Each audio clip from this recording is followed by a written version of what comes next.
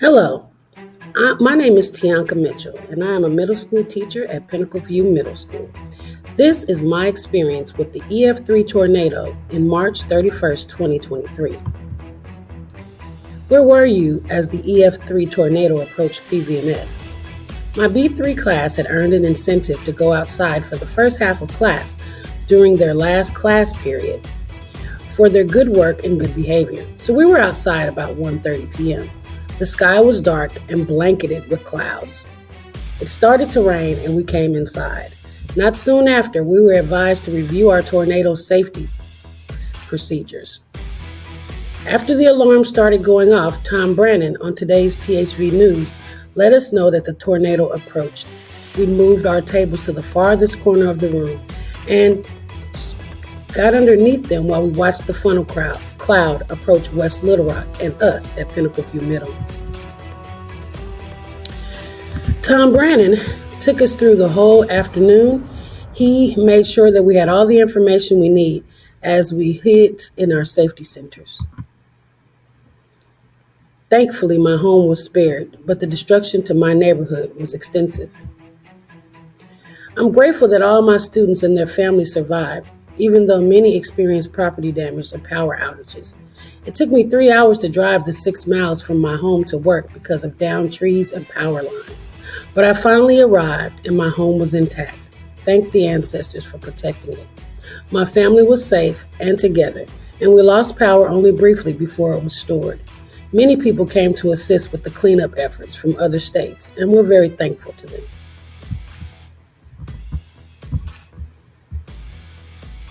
And just to the south and southeast. So we're all under the tables in our room in our tornado areas. We're remaining calm and safe, but we are prepared. Canaria, get under one of these tables. Canaria is the only one that is not safe at this time. Everybody else is safely underneath a table.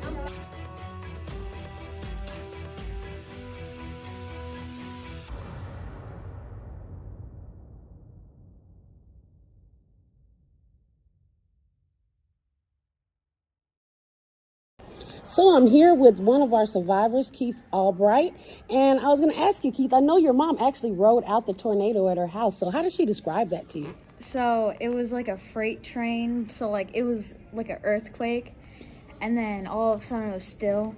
Then there was like the sound of like a freight train just like around and like rolling everywhere and stuff, and then like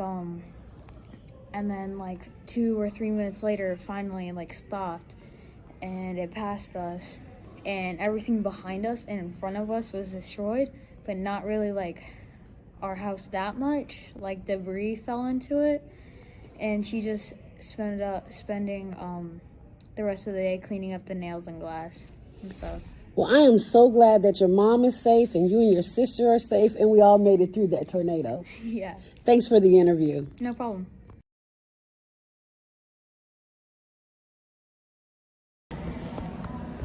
Okay, so I'm here with our AP Walker, and I wanted to ask you, AP Walker, during the time when the tornado was coming on March 31st, what were some things you were really concerned about? My number one concern was the safety of the students and the staff here at the school.